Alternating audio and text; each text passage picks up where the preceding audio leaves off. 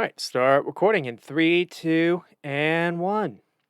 All right, and welcome back to the Reserve Squad Midweek Show, a soccer podcast covering all things in the EPL from a bench perspective. And I'm your host, Ben. And we didn't have EPL action last week, so this will be a mini FA recap. I'm not going to spend a ton of time talking about what happened. I will spend a little time talking about Arsenal and Liverpool, mostly because I normally do talk about Liverpool, but I do think it was probably the marquee game of the weekend, and I didn't have the most goals, but I thought it was a pretty thrilling game. So I'll get into that pretty. I wouldn't say like a full in depth, but I'll get into it a little bit.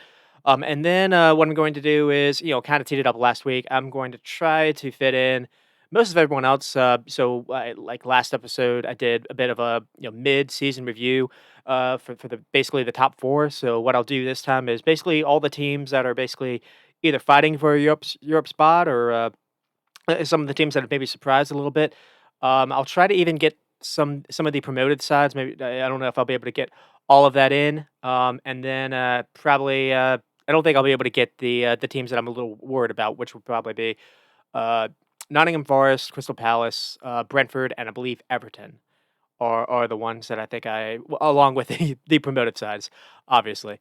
But anyways, I don't want to spend too much time. So I mean, the leading off story was going to be maybe the Mbappe transfer saga. I almost forgot that he is basically a free agent now, and I've always kind of assumed he's going to go to Real Madrid. I think it even broke a couple days ago that an agreement had been made, but nothing is official yet. So looks like we're going to experience another Mbappe saga. I mean, again, Real Madrid is the most. It is the one that makes the most sense, probably the most likely, but who knows? We'll have to see about that. I mean, that where he goes will determine basically kind of the hierarchy in the sport going forward.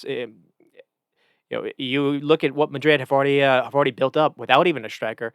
Now it'd probably change. I don't know how you would fit basically Bellingham, Mbappe, Rodrigo, and Vinny all together. I mean, they do have and they're loaded in midfield as well with Valverde and Tchouaméni and Camavinga, who sometimes is played in a different positions. Sometimes at left back, sometimes in midfield. Looks like they're even going for Alphonso Davies. So that Real Madrid is just trying to recreate a little of a Galacticos kind of team. We'll have to see if, but the main piece will be Mbappe. So if they don't get him, this won't necessarily work. So we'll have to see where he eventually goes. But that's just kind of teeing something up for later. There's nothing to really talk about now, so I don't need to spend too much time on that anymore. But going up with the FA action, man, I'll lead off with Man City. Man City beat Huddersfield at 5-0.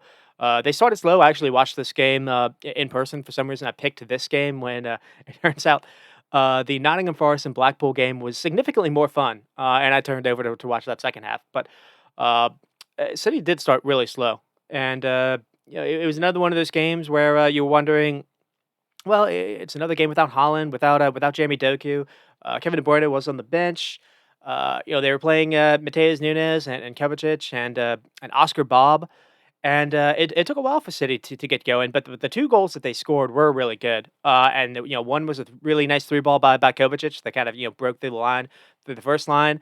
And then and Doku had a nice. I mean, Foden had a nice finish, and then basically Foden and Nunes Foden did a similar pass to time a run that Nunes made, and then Nunes had a nice little square ball, and it was a pretty good finish by Alvarez, who ended up getting the final touch. So Foden and Alvarez for the first two goals, and then in the second half, Jeremy Doku did come on, did make his return. Kevin De Bruyne came back to the field as well. I think Oscar Bob got a goal uh, in the second half as well. He's had a couple nice two back to back games for City, low key, and really everything was pretty good for City. Erling Holland was at least he wasn't suited up to play, but he was on the bench just kind of or just in the stands.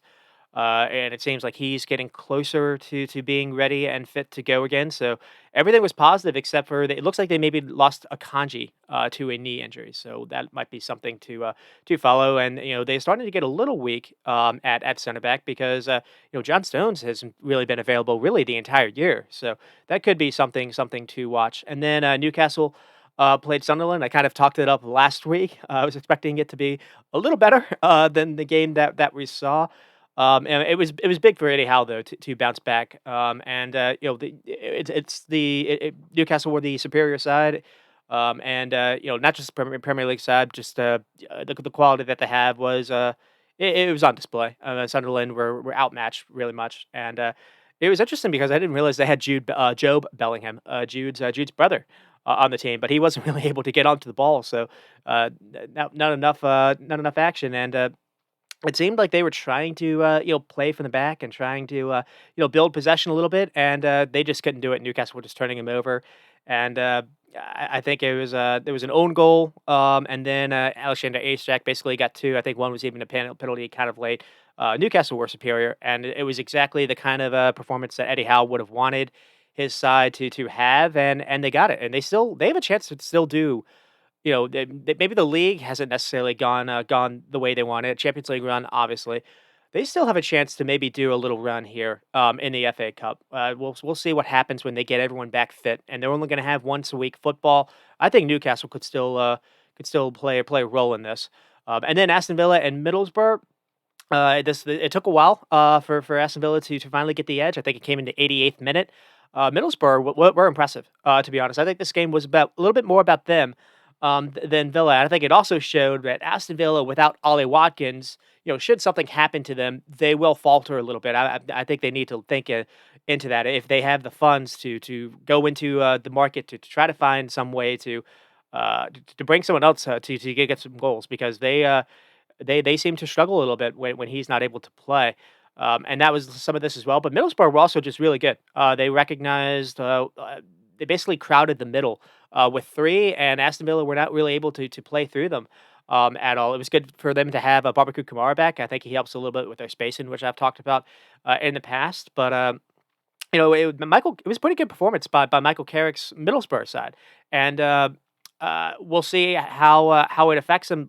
Conceding kind of late to Matty Cash because they turn around and play Chelsea today in the Carabao Cup semifinal, and it's going to be two legs. So, pretty interesting debut a little bit for Michael Carrick, who's doing some pretty good things with Middlesbrough. I remember him making some noise last season as well, and he hasn't had a lot of his top players. Oh, they mentioned Hayden Hackey had only just returned, so he'd missing most of the season. I think they said they're in sixth place now for the championship, so that is a playoff spot. So good on for Michael Carrick, who's always kind of assumed or kind of figured or kind of just I've always personally had him as one of the more underrated players. I think of that kind of era, that Man United Fergie era. For some reason, it just seemed he wasn't necessarily appreciated the way I feel like when he played, he was basically the best DM I thought in the league in moments, and he didn't really get many call up calls for England from what I remember, and he never really hit a pass wrong in my opinion, and it's interesting to see him becoming a pretty good coach, and it's funny because we've seen Man United other Man United players, Ali Shoshara had a chance with the actual club, Man United, and Wayne Rooney just kind of bounced out. Ryan Giggs had some issues when he tried to coach as well. It hasn't always worked, but at least at this level, it is working for Michael Carrick. So pretty good story at least in that respect, and we'll see what they do versus Chelsea. This Hayden Hackney player that they had, showed something at least in middle, and that Matthew Clark, the center back that I watched, made some pretty timely defending, and they had this striker Coburn who made some pretty nice runs, who looked quite pacey. So it was a pretty fun team to watch. I haven't watched any of them in the championship, but I'll be watching them versus Chelsea to see what they're able to do. And then Brighton went on to beat Stoke 4-2. It was a 2-2 game after Stoke converted a penalty in the second half, and then basically Yao Pedro kind of just took the game over. Yao Pedro and Pascal Gross, and good for Brighton to bounce back as well. They've gotten Estupiñán back for the last couple of games, and all he's done is reward them with two fantastic goals with his left foot, outside the box kind of shots, and it looks like he just has that in his locker now. Yeah, Deserby took this seriously, and given what the lineup that he played with, and Brighton will probably be a team that will also be a hard out for whoever draws them, and then Chelsea and Preston. Uh, this was not the most entertaining game. I actually watched the Aston Villa Middlesbrough game just in general, and thankful I did because even though Chelsea scored four, they weren't really impressive. It very slow first half, and then Broja finally got the breakthrough in the second half with a header, and then Thiago Silva I think had something in, maybe on a corner kick. Sterling free kick, which was a nice free kick, to be fair to him, and then Enzo got something late. But for the most part, Chelsea did lack a threat. And just Preston Woodville just too poor to really threaten them either. I thought it was notable that Nkuku didn't play this game, and you kind of see a little bit where Chelsea's attack is going to really need him because that was the story before he joined, and then after he's been able to play for them the last 3 or 4 games, and Chelsea's gotten a little bit better. It was another game though with Enzo and Caicedo were played in midfield, and for the most part it hasn't been as good when Chelsea play without Conor Gallagher, and I think I teed that up last week. That's going to be a bit of a story if they do decide to deal him away. Um, and the other thing can be, how is Roman Lavia going to be able to fit into this as well? So that would be another thing, and really, it's a case of it can't just be in Cuckoo. So can Mudrick finally get going for them a little bit? We've seen Sterling Sterling's hit and miss, but at least he is a hit every now and again. And Jackson is Jackson going to be able to get going in the second half as well? And then Fulham and Rotherham, I think it was 1-1. Luton and Bolton were also scoreless, so that they'll both will be replays. Nottingham and Blackpool will go on to replay as well with a 2-2 game, and that was a pretty fun game. I'm glad I watched the second half of that. Nottingham Forest look a much more fun threat to be straight up. Just in a few games with Nuno Santo than what we saw with Steve Cooper, and I know that was when that hiring was made or when that firing was made. There were a lot of, at least online, a lot of Nottingham fans that were against it. But early days, but at least they're looking a little bit more of an attacking outfit. Gibbs White has, instead of being played on the wing, he seems like he's been given like a little bit of a 10 role. In this game, they didn't have Anthony Elanga, but they used the legs of Chris Wood and Hudson Odoi, and it had taken a while for Hudson Odoi to get going. So it's not great to concede to, and basically they were down 2-0 in this game, and then they were able to come back and probably should have won. Blackpool were really on the ropes in that second half, which is probably what you would expect, but still. And then Bournemouth and QPR, also Bournemouth had to come from behind. I don't remember if it was a 2-goal lead or one, but QPR were winning in this game. I think it was 2-0 lead, and Bournemouth were able to rattle off a 3-0, coming back. And they're another team that you look and they are just Areola has that offense really, really firing, and they have a lot of options on the bench. It's not just Dominic Solanke, as good as he is, but they've got real quality. They've got Philip Billing to play on. For wing options, they have Yango Wadatar or Tavernier, or in this case, Sinistera, who hasn't always been playing. And just and the midfield is getting a little bit better. Alex Scott is getting some more play. Ryan Clark and Christie, or not Clark, Ryan Christie and Lewis Cook have been quite good in the middle in the midfield as well, along with Alex Scott. So they've become quite a fun little outfit, and here they're able to come back from a 2-goal lead. Even West Ham and Bristol also drew, so that will be a replay as well. And then Sheffield beat Gillingham, and really the thing to talk about them is James Maxi's starting to get going for them with a couple nice goals. And then on Thursday, Brentford and Wolves was a 1-1 draw. The poor thing for Brentford though is Wolves had an early red card. And then they got the goal, and it was a 1-0 game. And then Wolves were able to actually, win the second half with a wonder goal by Matthew Doyle. But that's not the best thing if you're looking for Brentford. Another thing of note is Christian Norgard got hurt. That's the reason why for the red card, and we'll have to see what the repercussions are of that. Going forward, that would be a massive loss. It would be one thing to get Ivan Toney back, but losing Norgard. Brentford are a different team when he doesn't play, and we saw that last season when he had to miss some games. And then Spurs and Burnley was 1-0, won by Pedro Porro. Burnley were quite poor, at least as far as what they offered in attack, but were quite dogged in their defense. The first 20 minutes, it seemed like it was going to be possibly one of those 4-0 kind of games. Spurs were all over them with getting chance after chance for Richarlison, but he wasn't able to take them. And it was the first game that we saw without Sar, and Basuma. And Oliver Skip, I thought kind of struggled a little bit, so that'll be something to watch going forward as well. And then some news broke, I guess during the weekend that is quite interesting, in that it looks like that they have been able to successfully get Timo Werner to the club on a loan with not an obligation to buy. So there's really no really risk and a lot of high reward potential here. Um, and it is funny. No one's really gotten any of those Chelsea players like the Havertz, Mounts, or Werners to really work yet. But Werner, I feel, is different than the other two that I mentioned because he does have some pace to him, in a way that the others don't. The others are kind of just technical, kind of 10 like goofy players that don't really have a position. Werner has top of the line pace to his game, and it's always possible that just the fit wasn't right at Chelsea or whatever Tuchel or Graham Potter or even Lampard were trying to ask of him. This is going to be interesting to see. I haven't really followed him in Germany. So for the last couple of years since he's moved back to Leipzig. Uh, but I don't really think that there's a lot to lose trying this. In fact, I even wondered, this is probably something that Aston Villa should have thought about. I don't know if they were looking into that or not, because that's the kind of thing that they could use. Someone that he's a willing runner, if nothing else. He doesn't always lead to goals and have the best finish, but his legs will open up things for others. So I think it's they're going to be without Son for a month.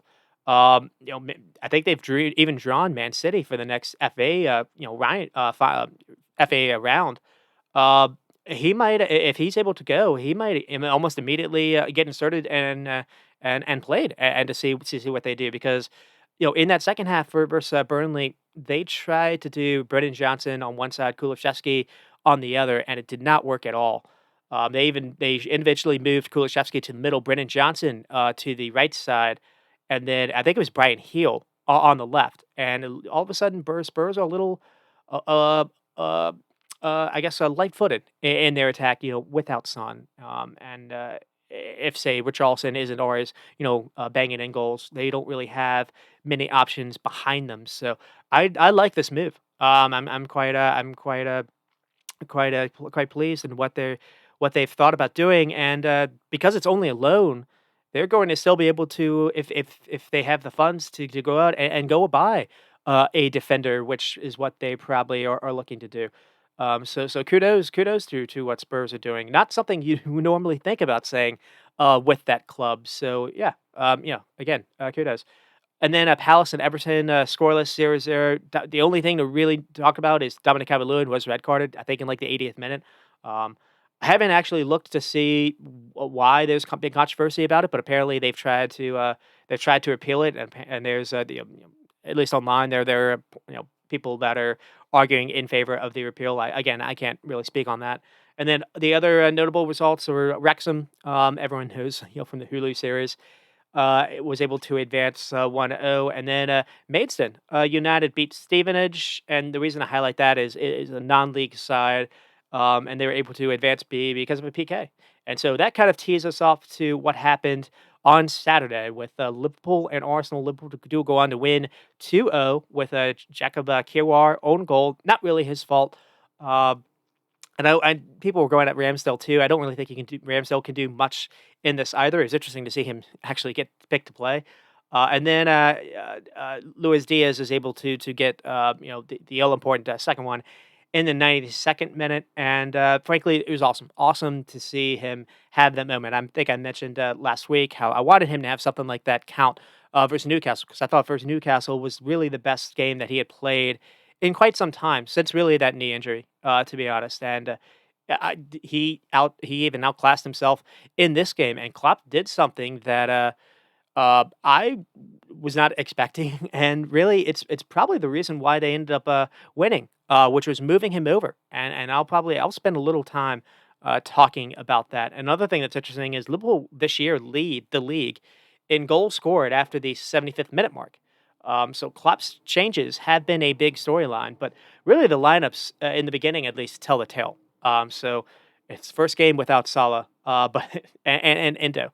Everyone knew Szoboszlai was injured, but all of a sudden Van Dijk got an illness, and so it was Konate, Kwanzaa, 19-year-old Kwanzaa, who's had some pretty nice cameos or pretty nice minutes in Europa League, and I think he played versus Fulham. He's gotten a couple, maybe it was Crystal Palace. He's played in some Premier League games and done well, and he had another good game here.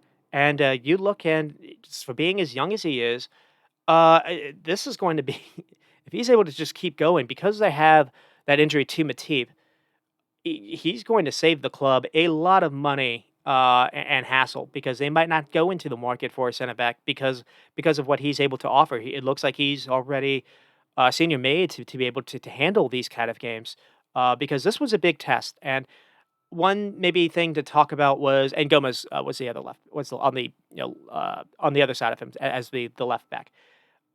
The only, like, thing about here is neither Kwanzaa or Gomez are, left-footed, even though they're playing on the left side, and that played a little bit into why this game, at least that first half, went the way it did, because Arsenal were trying to basically press to get Liverpool to pass them the ball, and then they were trying to make them pass the ball with their left foot, because when they're cutting it onto the right, that's when they were trying to that's basically where they were, positioned. So when they got it to the left, basically, they were like, "Okay, beat us with your left foot, go long that way," and they weren't really able to do it, and or they was leading to a lot of turnovers. And Arteta set up to actually play set up to uh, make it as hard for Liverpool to pass and build from the back that I can remember in quite some time. So a lot of people were going online trashing Arsenal for this game, at least as far as the way Mateta set them up.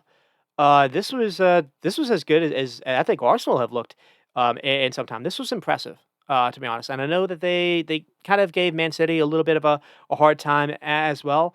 Uh, Everything, you can talk about Arsenal, you can go at them a little bit for not being able to finish chances, but as far as just, taking control of a game, this was and as far as, setting up a team to be successful, Arteta did a pretty good job, in my opinion, and I'm probably underselling that. I was floored, by how good they were in the first half, because if it wasn't for Konate, they could have had, a couple of goals, from Liverpool turnovers, but they were forcing Liverpool to turn it over.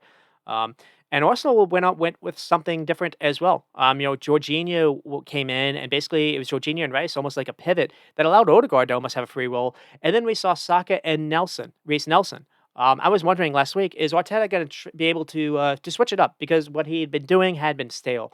And to his credit, he did switch it up. We saw Havertz try to pushed further forward, and unfortunately that didn't really work.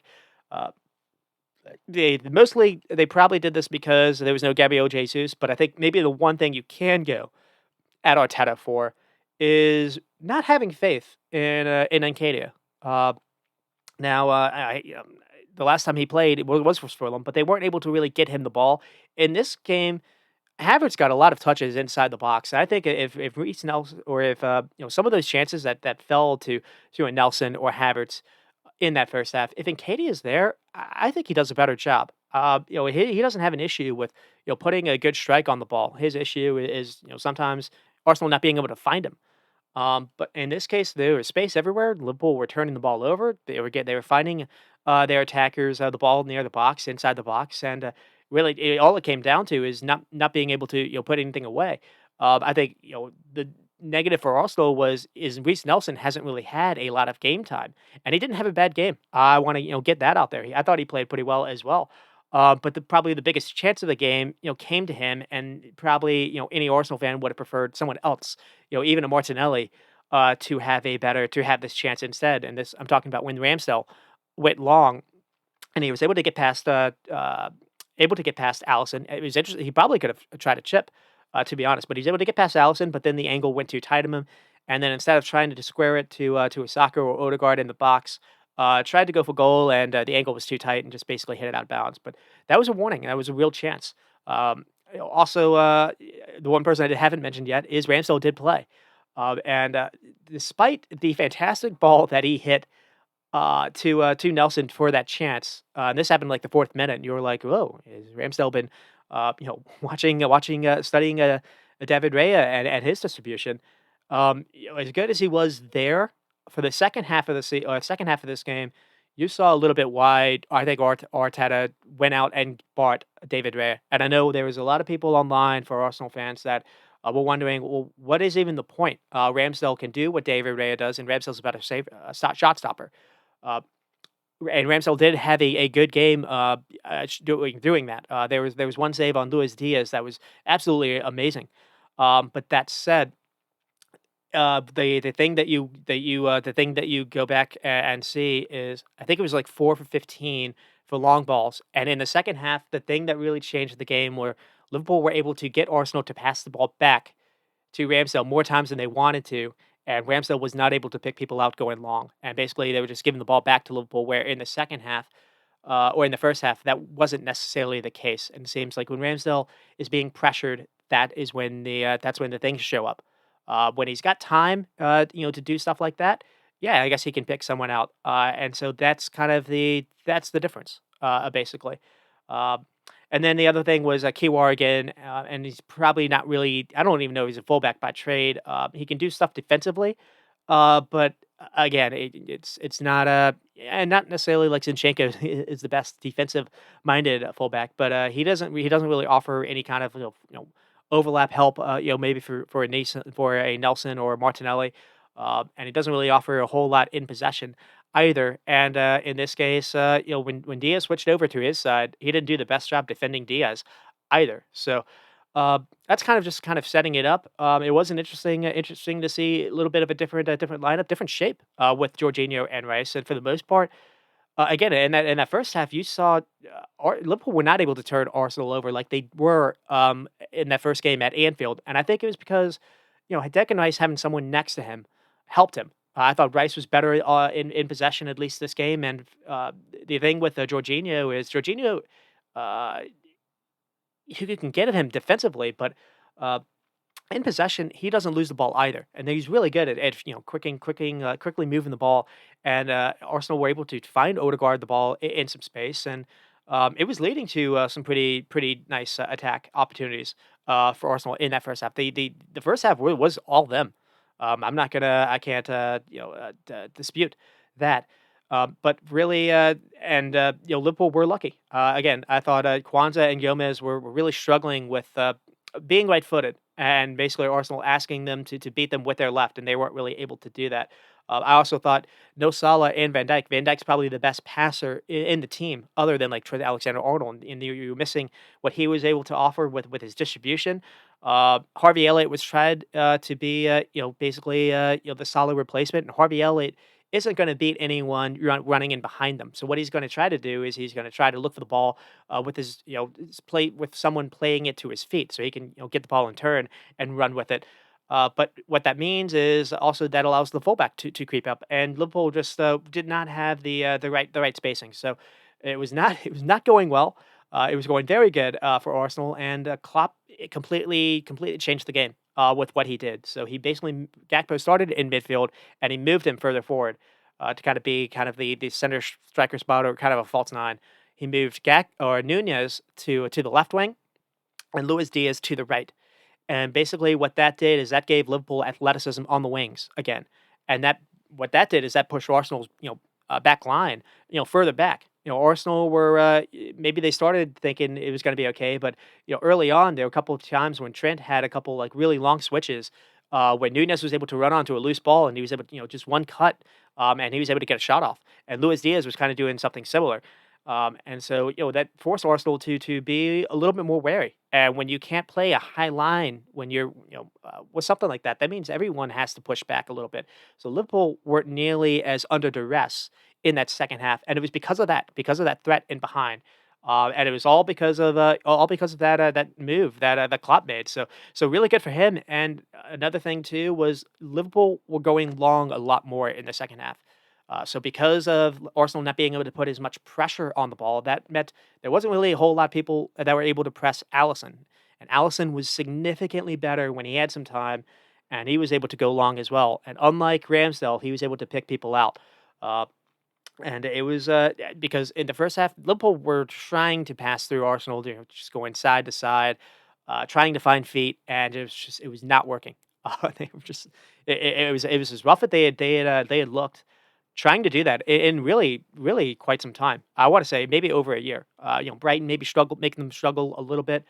It wasn't like City did. I was trying to think maybe the last time that they struggled. It might have even been Arsenal a year ago. And the thing that changed in that game was getting Thiago onto the field. It was a case of that happening being the case every season last game because of Fabinho and Henderson not being able to turn. It's been different this season. And you have someone like Alexis McAllister or even an Endo has been able to do that. Trent's been played a little bit more centrally, and he's gotten better at turning. And usually they've been able to pass through teams pressing them like that. They weren't able to do it this game. So credit to Arsenal there. And the second half, because of Liverpool making that switch and Arsenal weren't able to press and be as aggressive out of possession as they were in the first half, that evened out the game a little bit more.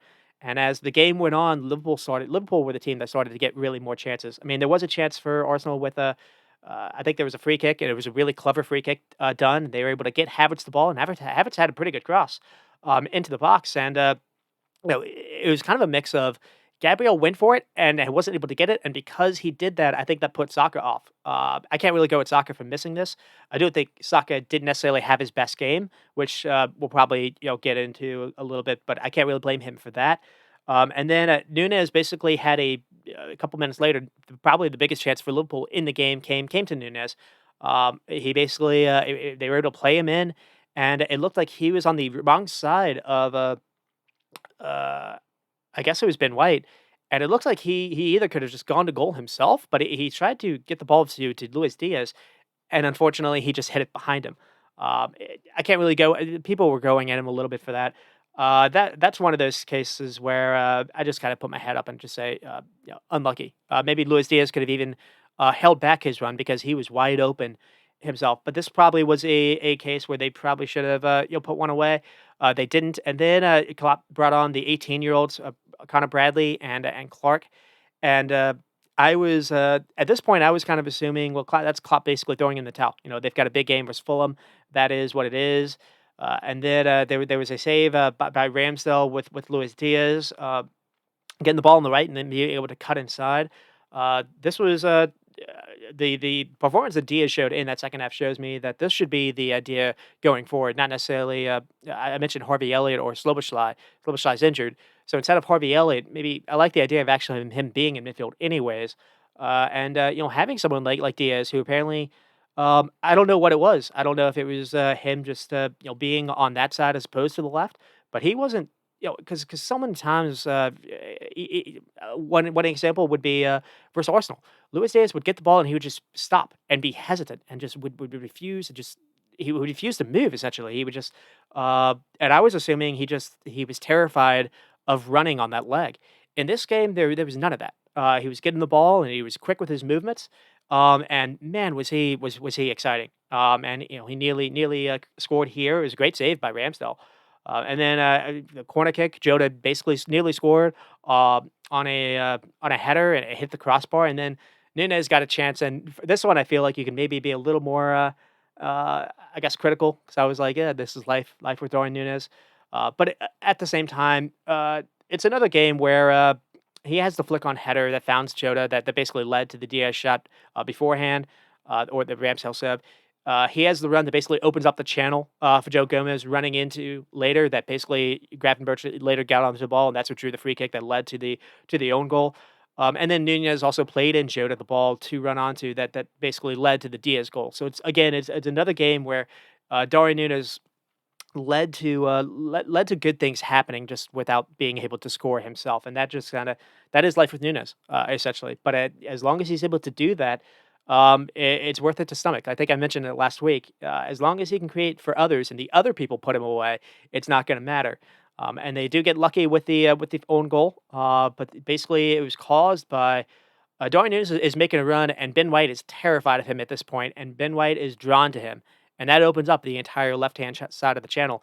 And Joe Gomez decides to just take it. He runs all the way up there, and then he's able to keep on the ball. And then I think Raven Gravenberch gets onto I guess a loose ball, and he's able to kind of draw a foul from Odegaard, and that's where the free kick comes. And then Liverpool get the second with Núñez having the ball. He plays it into Jota, and then Jota carries it upfield, crosses the ball into the Arsenal box, or it runs into the Arsenal box, and basically he's able to pick out Luis Diaz, and basically, and this time the pass finds Luis Diaz, and this time he buries the finish, a la Mane. If people remember from the Man City game in 2018, it was a similar kind of finish there, where he just one hit or one touch to collect it, and then bang, and uh, and there you go. And that was again, it was so cool to see because again, I mentioned it last week, how all the hell that he's had to endure the last year and a half or so, dealing with having that knee injury, the knee injury that he suffered at the Emirates. And it's worth kind of saying that too. So that it was cool for him to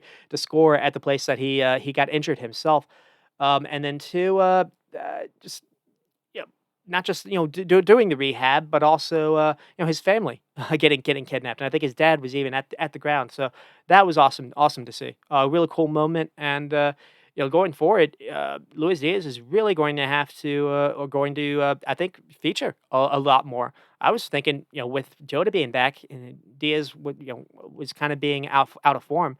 I would have assumed maybe Luis Diaz would kind of be more of a bench option, a rotation option. He loses a spot to Jota. Here, if he can play on the right and do what he did in this game, I'm all for him playing, getting more playing time on that right side, because again, you need athleticism on the wings to play in this side, not just to press. You need to, because Klopp likes playing with three to be able to basically to press three or four, but also you need to be able to make those runs in behind. You need to be able to scare fullbacks to make the system really work. And Luis Diaz has that. So really, it was three changes that won this game. And I think I alluded to it with Connor Bradley coming on, but I haven't mentioned why. So basically, the moving Diaz and Nunez to opposite sides of the wings was good. Jota came on in the second half as well, and he just seems whenever he does, he just makes Liverpool make better decisions in transition attacks, and he's basically the reason that creates the Luis Diaz goal. He was creating other moments too. I think he's really he had a really nice run, and he's responsible for creating the Luis Diaz shot that Ramsdale saved. But Connor Bradley coming on and being moved to right back, playing Trent, basically moving Trent to central midfield. Trent was being cooked a little bit by Martinelli, because at this point, Arteta had tried to make some counter adjustments too. This was a fun game as far as one of those tactical things, because Arteta started off kind of surprising Klopp, playing Jorginho and Rice, playing maybe a Reece Nelson instead of a Martinelli. Trying to get basically Liverpool to play to get the ball to Gomez and Quanta. Basically, the way that they set up to basically force Liverpool to pass that way, and then they were trying to win the ball that way. So Arteta won the first battle, and then Klopp made adjustments in the second half, and then Arteta tried to counter with trying to bring on Martinelli to go at Trent, because Liverpool were trying to use Trent centrally as well. And if it wasn't for Kanate, this would have been they probably would have scored two goals in the second half as well. And so what Klopp did was he brought on this young kid, Connor Bradley. I think he's 20 years old, and he locked him up. He locked up Martinelli, and that stopped. And so basically, he was like, he was basically telling Martinelli to beat him down the sideline. He wasn't going to let him cut inside like he wants to do. So he was forcing Martinelli to go down the sideline, and Connor Bradley was able to get the ball off him a couple of times, and really all of that threat stopped after that. And that also allowed Trent to play more centrally, more in midfield, where he's able to see the pitch better, and he's got that kind of distribution with that right foot of his, that he can pass pretty much pick any pass he wants, any place on the field essentially. And and the way that Arsenal were having to sit back a little bit, that was changing things as well. In the second half, you basically saw Trent Alexander-Arnold almost play like Tony Cruz. Um, and I hate usually kind of comparing him to other players, but that's what he reminded me of. Basically, at times he was dropping so deep where the Arsenal weren't really able to put a player on him. And basically, Konate was going out wide, Kwanzaa was going out to the other sideline, and it was basically Trent in kind of the central part in the back three, and they were forming basically a three, and then when Allison it was kind of one, and then with McAllister or it was Curtis Jones at that point, they were kind of forming a little bit of a diamond shape. And Arsenal were really struggling with this, and that basically that alongside with Trent having options to play those passes in behind, that's what changed the game. That changed the game back in Liverpool's favor. So, uh, this was a fun game for me. I watched a number of games Saturday and Sunday where teams were uneven, and it was basically every game was a case of will the superior EPL team will they be able to basically beat down a deep block? Can they get the first goal? Because the entire thing was about defending and holding on, not letting a team score. In this case, this was like I mentioned, kind of chess, where one team starts off with something, and then you have an adjustment, and then the other counter with the adjustment. So we saw that, but also in that second half, it felt basketball-y. And what I mean by that is, bodies were just flying to any kind of loose ball. Both teams wanted possession, but it wasn't like when you have a full court press or whatnot. The idea is not just to hold on to the ball. No, the idea, the way to beat a full court press is to move the ball quickly. Um, and that's basically what we saw here. Both teams were getting the ball and trying to quickly move it as upfield as fast as possible. And for the most part, it was kind of end to end in a really fun way that we just hadn't really seen. It was superior in many respects, and I enjoyed it. We didn't get a lot of shots or we didn't get a lot of goals necessarily, but we got a lot of frantic end to end action, and really it was just a case of in many ways, it was chaos a little bit in that second half. Just there was never really time when the ball was just standing still, other than I guess when Ramsdale or Allison had the ball. But anytime it was the ball was a loose ball in midfield, uh, it was frantic the way that bodies were flying to it. So it was fun. I enjoyed it. Um, Arsenal fans, or at least I'll start off with Arsenal because maybe I just have a different view than others. I know the ESPN FC people were really going on the edges, basically sounding the alarm, saying it's crisis. Lost 6 games out of the last 7 or 8, whatever it was, and that's obviously not necessarily ideal. But at least in this case, I feel like there's way more to be encouraged about than dread. Where I didn't have that case after the Fulham game. Uh, I did, and I didn't feel, and I felt they were much better here than they were at Anfield. And I don't necessarily think it was because it's away to Anfield and they're home. It's supposed to be better. I don't think it was that. I think they set up to be different. The tweak with Jorginho, I thought was pretty good. Havertz maybe didn't work out. You could have maybe tried Reese. I mean, you could have tried Nketiah instead. Not having Jesus obviously hurt them a little bit. Not having Zinchenko hurt them a little bit because Kiwara hasn't been great. I was assuming maybe they could have tried to play Tamayasu to get Ben White a little rest because I think he's been kind of overplayed. And lo and behold, he's with Indo in Asia Cup. Fail on my part for not thinking about that. But there are some things for optimism. I mean, obviously they can't finish chances, and that's been standing out. The two that really stand out were Saka looking to Saka was behind Gomez at one point, and he had Havertz maybe for a square ball, and Saka tried to go alone, and then basically he tried to like spin. He tried to stop and then spin to get a shot up away, and Gomez was able to read it, and that led to nothing. But basically, it was similar to that Darwin Nunes and Luis Diaz chance, where I think if Saka isn't overplayed and isn't exhausted, he's able to just make this run on himself. So that was one, and then Odegaard basically had Havertz in between Kanate in that second half. It was the one time when Trent was playing in midfield, and he's not really a six by trade, essentially. At this point, Klopp's subbed off Curtis Jones. He subbed off uh, Alexis McAllister, and you've just got Trent there in the middle. And it was the one time when Odegaard was able to actually get the ball around Trent, and he sees that uh, Havertz is making a run in between Kwanzaa and Kanate, and Kanate is kind of, looking over his shoulder. He's in an awkward spot. Odegaard plays a perfect ball, and if Havertz is able to collect this, he's in on goal. And this was, I think, this possibly was at when it was scoreless at the time still, and just Havertz miscontrolled it, and basically the ball was able to roll over to Allison, where no danger happened. But those are the kind of things that's what's holding them back essentially. And if that's the case, that is a much easier problem, in my opinion, to fix than the things that I saw versus Fulham. So there's been a lot of doom and gloom. I think this was better. I don't necessarily know how often you can rely on Jorginho playing. I think it definitely is telling that he understands that something needs to change other than Rice being the single pivot. Because when Rice gets the ball, it's too predictable. Here, the ball was moving quicker, and they were able to find Odegaard better. I thought it was better to have Odegaard, centrally than what we had seen. Sometimes it seems like they're trying to almost facilitate Saka. Just forcing him to just be like a runner that like overlaps Saka. As opposed to, I want Odegaard to get the ball centrally in the most dangerous parts near the box, to then be able to kind of dictate the game a little bit. So that was better. Just the things to maybe go at Arteta were or not necessarily Arteta, but maybe like the negatives would be Saka looks leggy. I think I mentioned that before. Physically drained. He takes forever to get up, and I don't think it's for show. I think he's just physically absolutely aching. And just yeah, he's been played way too much. I looked at there's a graph that I came across where it said minutes played, and the number seventh player is basically yeah, the number one player is Kyle Walker, which I thought was crazy.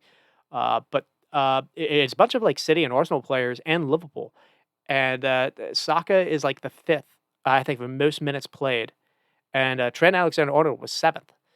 So that kind of makes me worried a little bit with him. And then if you found out that he has a knee injury now, but Saka's just been way overplayed. And you get sometimes that someone doesn't have to get injured for that to show up as far as performance levels. I just think that that's been the case. And so it was weird to see Reece Nelson subbed off to bring on Martinelli. And obviously, Martinelli would be a good example of that because he was rested a little bit. He came off the bench in the second half looking fresh and looked good.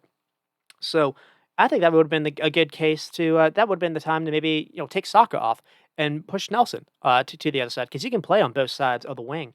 I just think that was maybe a mistake. And another thing I saw was or thought about was uh, Saka before he was this exciting attacking right winger. He was a left fullback, and he doesn't really have the best right foot. He doesn't really like doing it. He likes cutting inside to get onto his left foot. I think he could play on the left side, if they wanna try to go that and maybe make him a little bit more of a playmaker, essentially. So that could be something that we see, or maybe not. I don't know. Arteta doesn't necessarily seem to like doing changes, but the other thing would be not playing in Nketiah more. This would have been a pretty good chance for him to, I think, get a shot. I thought it was pretty. I don't think it was good that basically it took till the 85th minute for him to come on. So it's not really the best sign of confidence. And it looks like I think I saw that they don't really have the funds to go get a striker per se. It looks like they're going to wait maybe for the summer. They've been looking at Onana, Emerson Onana of Everton, which is interesting. He's not really a striker. He's more of a defensive-minded midfielder as well, but he's like 6'4", and he's got go-go gadget legs. He'll help them when it comes to any kind of these basketball like transition ball. He'll help them when it comes to getting the ball quickly, getting Rice the ball maybe further upfield where he can. Rice is a pretty good dribbler. He's not really a passer. Um, I think the idea maybe would be to push Rice up a little bit more. He's also a tower in the air. And he's not just 6'4", like he's quite good in the air, as we saw versus I think it was Burnley that he towered to get onto a ball. So that would be an interesting a way to go about things, as opposed to just getting a striker. Actually, thinking of it that way, I think they have enough in Nketiah. They just need to actually play him, to be honest. And with Jesus hasn't really been fit the whole season. It's not just that he's screwing up chances in front of goal. He can't stay fit. So that has been kind of a problem for them too. And yeah, I mentioned Zinchenko last week.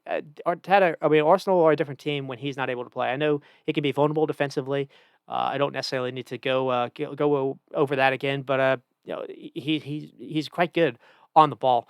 Um, Ramsdale being 4 for 15 for long balls.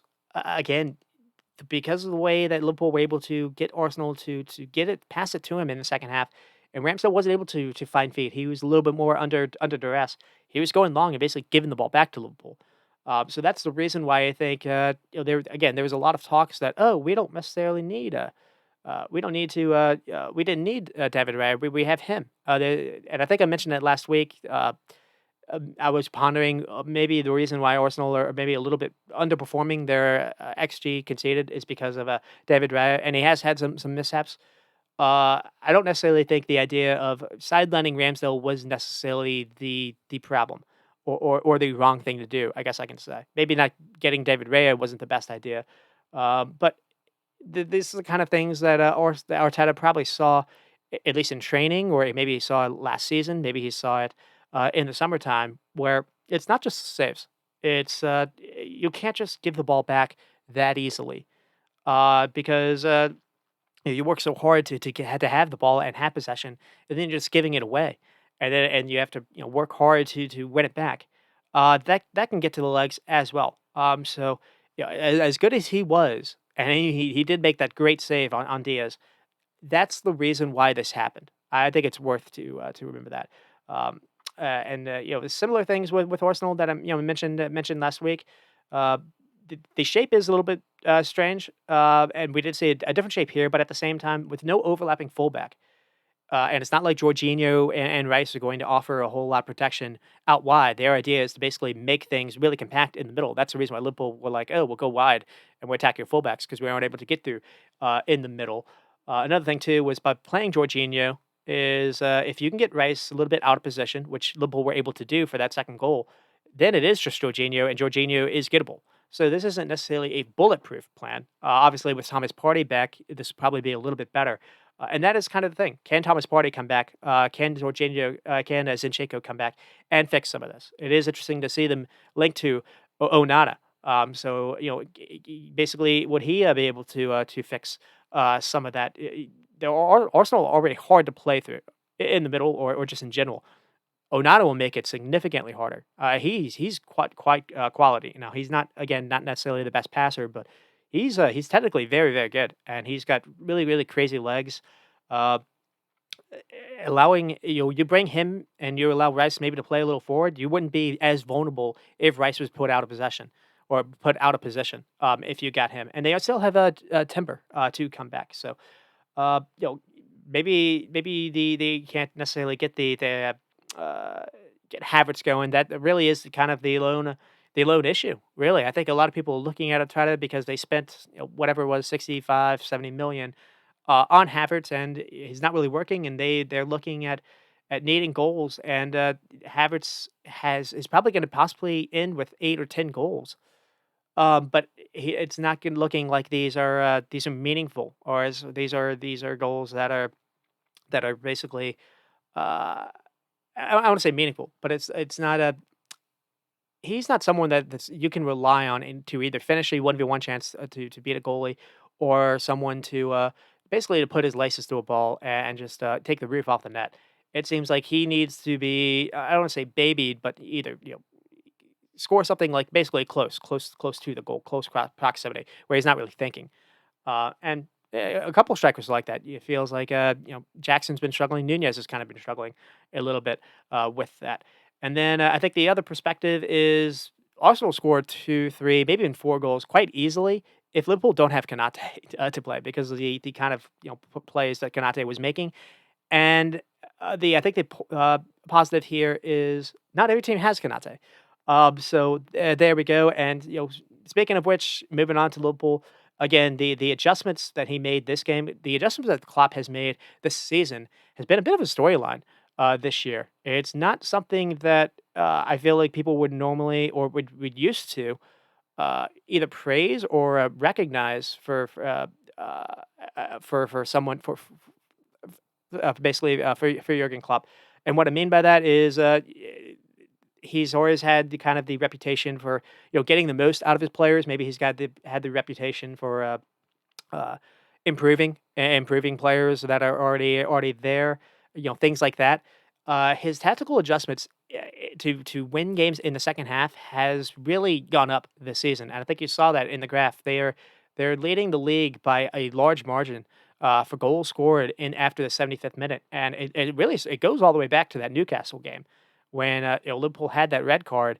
They're able to somewhat survive where it was still just a 1-0 game, and then they got it to like the 75th minute, and Klopp basically brought on Diego Jota and Darwin Núñez, and Darwin Núñez was able to bang in two goals. There was a game when I think he brought on Harvey Elliott. And Harvey Elliott, got the game-winning goal versus Crystal Palace. There's been, versus Newcastle. He brought on Diego Jota, and that's when basically the goals started coming in for there. There's been a number of times this season where he's made the right calls, and where basically a player that he's brought on has directly led to a goal. And it happened again here, and it wasn't just bringing a player; it was the actual adjustment. Another thing he's been doing.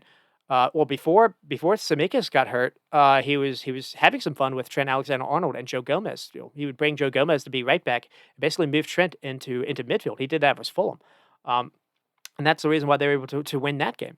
And so it's been unique to kind of see this little adjustment, and it was something that I was a little worried about for the longest time. I thought he was one of the more kind of strict uh, uh, I don't what would the rigid, kind of, probably rigid would be a good word for it, where he would be so just dogged in not wanting to change anything. It would always be 4-3-3, essentially. And I was always, well, Trent, he's never going to do anything with Trent. I wanted Trent to be played in midfield last season when Liverpool had the midfield crisis. And after their Arsenal game, he moved Trent into midfield. And basically since doing that, or at least, playing him a little bit more of this kind of inverted thing, kind of going to like the a makeshift back three at times. That since he's done that, they've only lost one game going back to like April, and that's the Spurs game that had the red card. So this has been it's been kind of fun to watch the little bit of a transformation. Playing Luis Diaz on the right completely transformed the game as well. Well, not just Nunez played on the left, which he seems to be more comfortable at doing. Diaz on the right, and I want to see this. I want to see this more. To be honest, the kids coming on. Connor Bradley being able to come in and actually because he is a fullback, regardless of how much experience he is. He is a fullback by trade, and he recognized, I'm not going to let Martinelli cut inside me. I'm going to force him down the touchline and try to beat me that way. And he wasn't able to do it. So, and the other thing was, the performance that Trent was able to put in. And unfortunately, for Liverpool, is the last few months or so, Trent has been in just I don't say an important part of the team. Basically, arguably the most important player given the amount of touches and the way that Klopp's been playing him. Uh, and now you see that that's had some repercussions because apparently he's done his knee a little bit, so they're going to be without him for the next month. And so, what are they going to do? Is it going to be Connor Bradley, who we just saw for the next month? There's going to be there's a Bournemouth game away to Bournemouth. That's not going to be the easiest away game because of the kind of quality that Bournemouth have at the minute, and they're on a bit of a flyer. And then I think they have Chelsea at the end of the month. They have Fulham in the I think the Fulham for the two cup ties. So they're going to be it's arguably maybe 4 or 5 games that they're going to possibly miss him. Uh, and how are they going to be able to adjust to that? And as far as so that'll be something to watch. Before it would have been Joe Gomez probably just played on the right side, and probably not a ton of issues would have come. Um, because of the Robinson and Tsimikas injuries, you can't really do that. And so I mean, the another thing too was it missing Virgil van Dijk. Had this happened last season, it would have been basically going into a big game like this. It would have drawn absolute panic going into the game, and just watching someone like an Elno and Nat Phillips or whoever would have been at the disposal, maybe even Joe Gomez. It would have been just a nightmare scenario essentially. And the fact that Kwanzaa has been able to just come in and be a legit filler. Now maybe he's not the best with his distribution like Van Dijk is, but he's not terrible. And not just that, he is very good defensively. And he's gotten some opportunities thanks to Europa League. And I think I made this point before as well. Uh, Had Liverpool been in Champions League, had the finished fourth spot last season, I don't think players like this. Connor Bradley was able to get a game versus Saint Germain, uh, Union Saint Germain. I Being in Europa League has really been good, beneficial for Liverpool this season. One, it's allowed because Salah hasn't played in a lot of these games. It's allowed Salah and Virgil van Dijk to rest basically in the midweek, and he's gotten opportunities for players like Connor Bradley to emerge or Kwanzaa. Kwanzaa is really featured in a lot of these games. Connor Bradley, I think, is only featured in one. Um, but it was, it was a way to play a Harvey Elliott and Curtis Jones and get them a little bit more game time as well. It was a way to really get into some game minutes, right? Because he wasn't really able to play much in the league in the beginning of the season. It was really Indo was kind of the Europa League kind of player, and just being able to do those kind of games and minutes and get some into a groove. This was a really good because Liverpool have a lot of like kind of youngster players at the minute. This has weirdly been a bonus, and to actually not have Champions League this past season. Now, as they go forward into the competition, now in these more important games, these knockout games, does that into reverse itself essentially, where uh, uh, the travel and whatnot, maybe Klopp has to play a stronger team. Does that end up showing up later on where it kind of backfires? Because he would be playing on Thursdays as opposed to the other midweeks. As far as that, I think that's been a bit of a storyline this year as well. Klopp being able to play kind of players that he wouldn't have played, I don't think, in the Champions League. I just don't. He wouldn't have been able to rest Salah in a Champions League game. Salah wouldn't have allowed it. So I think it's been beneficial a little bit, and that's kind of what led to the good season this year as well. I mean, as far as kind of the negatives, uh, I think I mentioned it, but it's more kind of a case of like praising Arsenal. But I think that is the most that Liverpool have struggled to pass from the back and build up in a long time. And I don't know if just Arsenal, which is really really brilliant, and maybe it's a Declan Rice effect, or if other teams can copy that. Now that is that is with Kwanzaa and Gomez, not necessarily Van Dijk being able to play. Van Dijk has a much better distribution on him. He has much longer passing range. So maybe that wouldn't be the case. I have wondered. Allison is a bit overrated when it comes to passing from the back. Essentially, a lot of people like to think of him as basically as good as Edison with the ball at his feet. That is not the case.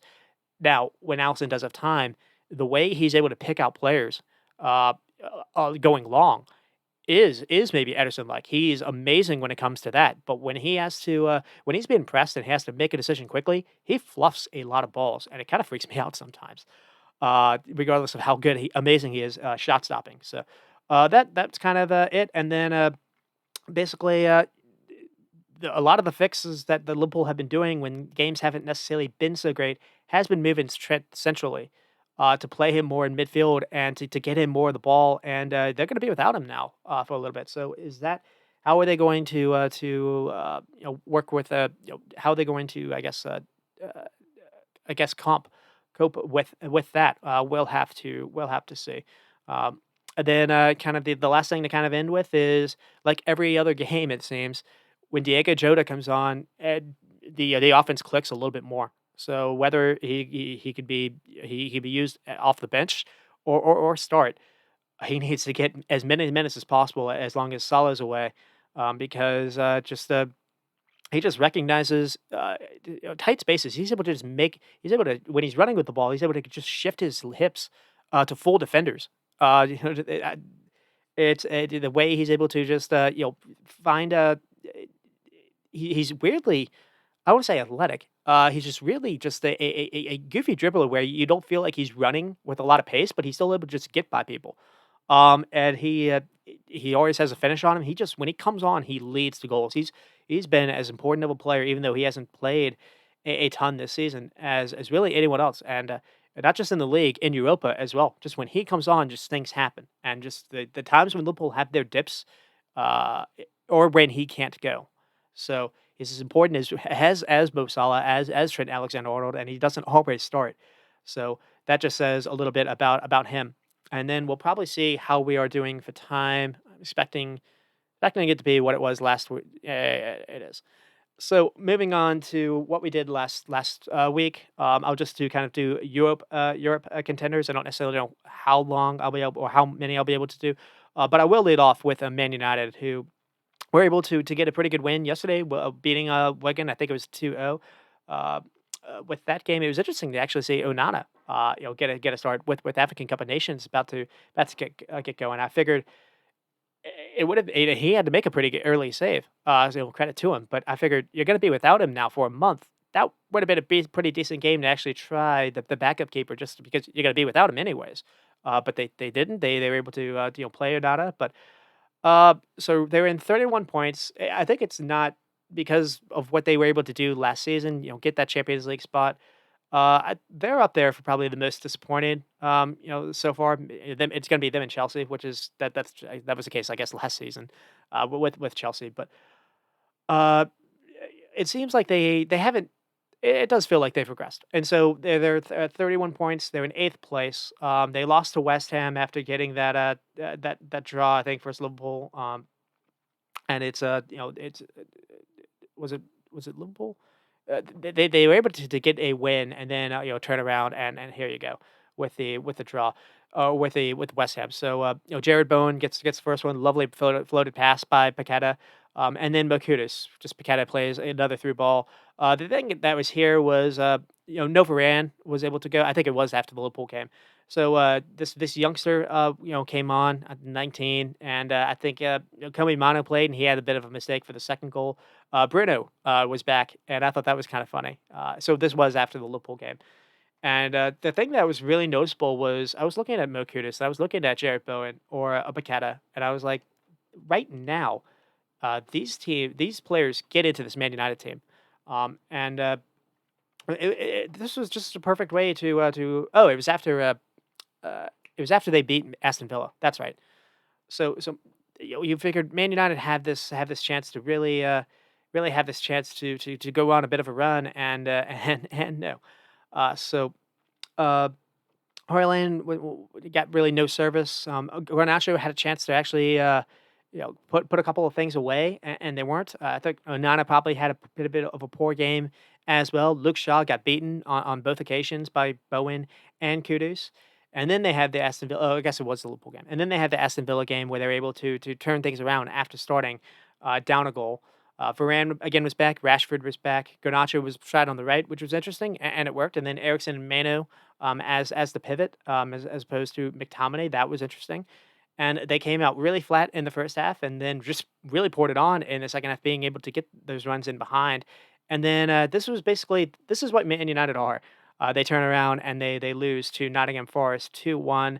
I don't really think it was that close. Dominguez gets an opening goal. It was a really nice, well worked goal on down the right side of Nottingham Forest, and they're able to cut the ball, get the ball into the box, and it's a really nice turn. And I think it's a turn by Toffolo. He kind of rolls it, and basically it's a square ball into the box, and Dominguez has a really nice finish. I thought it was interesting. Dominguez doesn't always play for Nottingham Forest, or at least wasn't playing for under Steve Cooper. So immediately comes in and immediately contributes. And then Matt Turner has a horrid pass, and Man United are able to get back into this with Rashford scoring. Garnacho helps, intercepts us, and then he's able to pass it to Garnacho or pass it to Rashford, and Rashford has a pretty good finish. And then Morgan Gibbs White, and what a goal this was, because Man United, it looks like, had actually it looked like they were the team that was about to take the lead.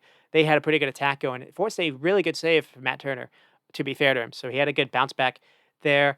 And then it was just a counterattack, and Man United were just really exposed. And it's just that's basically what they are sometimes. When you're playing, they had they started this game with Kobe Mano and Ericsson, like we saw versus Aston Villa. They took Mano off at halftime from Scott McTominay, and I just don't think Scott McTominay and Bruno can play at the same time. especially with Eriksson. You don't so there's no cover in midfield, and what happens? Arsenal, Nottingham Forest able to just completely counter through the midfield like it's not even like it's nothing. They get Anthony Elanga the ball, and Anthony Elanga has a really nice pass that they're able to find Morgan Gibbs White, and what a finish this was. I mean, he still had a lot to do, but the that was kind of the themes a little bit. Can Man United find some consistency? They can't, and that's the reason why they are where they are. Nor Hoyland was available. That was a big thing, because Hoyland had just gotten his first goal versus Aston Villa. Helped Man United win that game, and I think he had illness here. He was able to play yesterday. So it was Rashford through the middle. It was Garnacho, and then it was Anthony on the right wing again. And the reason why I want to bring that up is Anthony did not have a good game, and basically on Nottingham Forest's side, Anthony Elanga played and cooked them. Basically, he was involved for two of their goals, and Anthony Elanga is the player that they decided to just give away this summer, and that has been a hard decision that I'll probably spend maybe more time than I should, but that is something that I think is worth really highlighting. So I mean, goal scored 22. They're in 17th for goal scored.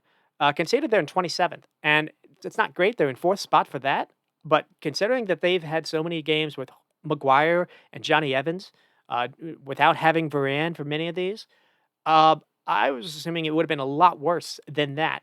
So it's not as much of the problem that I would have assumed. Now, not conceding is one thing as opposed to winning games because when you're playing a Maguire and an Evans, you can't. Again, it goes back to you can't play a high line. You can't really press to win the ball back. You can be exposed a little bit, and because of that, teams are able. You're inviting pressure onto you. You're gonna have to defend a little bit more.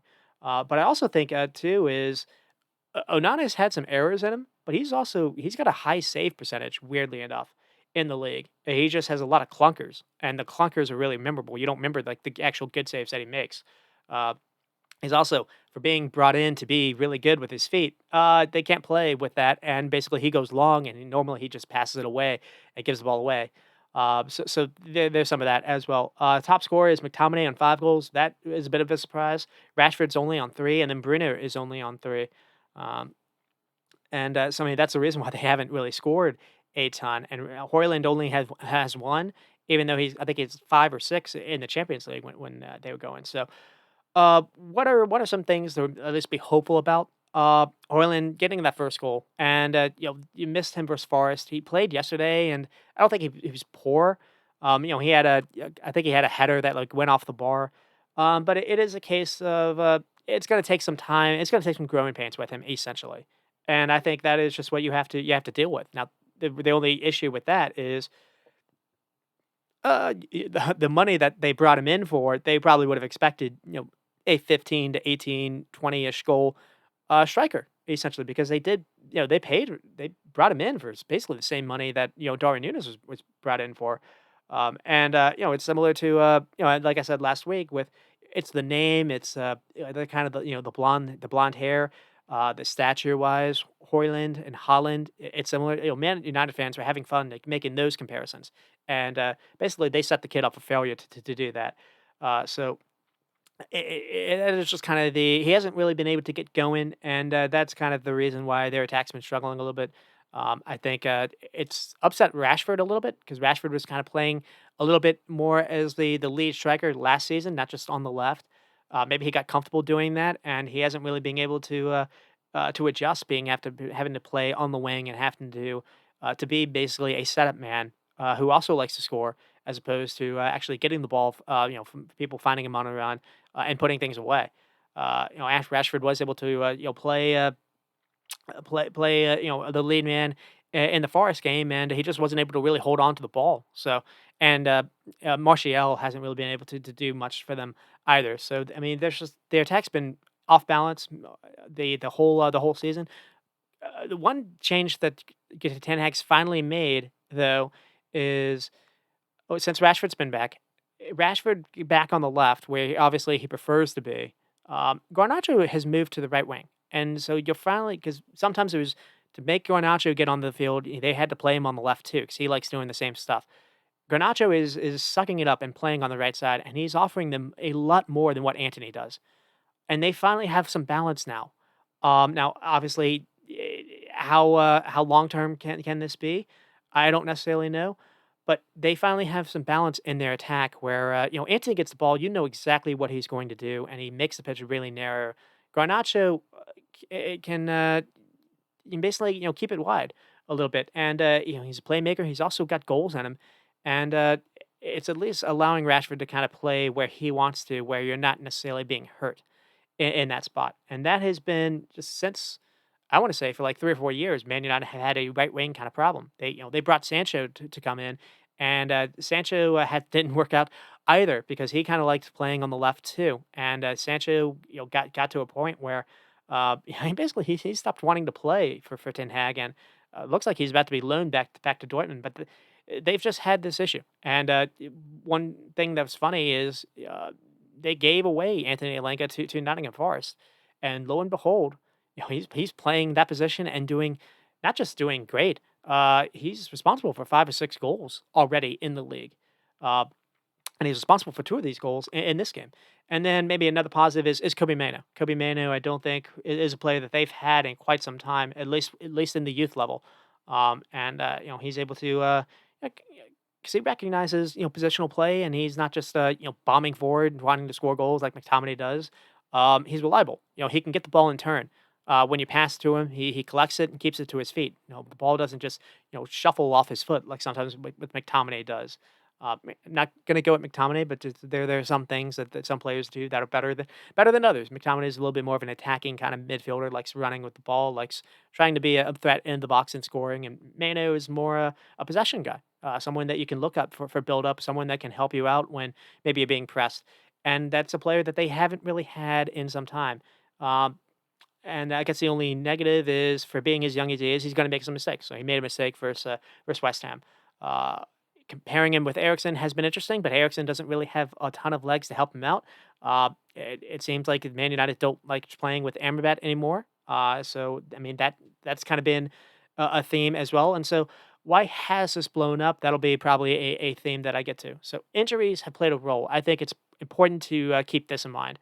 I feel like this sometimes gets everyone has injury issues, but it does affect how a club performs. I mean, they haven't had Casemiro this entire season. The reason why they were fourth last season, in my opinion, was Casemiro. It was Casemiro and the Rashford purple patch, and I guess De Gea, somewhat winning the Golden Glove, even though he kind of had errors that people, were kind of marquee errors that people were remembering. Uh, but I mean, Mason Mount was brought in, and he hasn't had more than 5 games, so maybe he can kick on. Uh, Manu was only able to go since December. I remember him. He had a great game pregame versus Arsenal, and then he was doing some good stuff versus Real Madrid. And then I think it was it Bellingham? Someone injured him, and he injured his ankle, and he basically missed until December or November. Hoyland was injured in the preseason. Christian Eriksen has only just returned recently. They haven't had Luke Shaw from pretty much, I don't know, 80% of the season as well. They haven't had Lissandro Martinez or Lindelof or Varane. So there's a reason why this is blown up a little bit.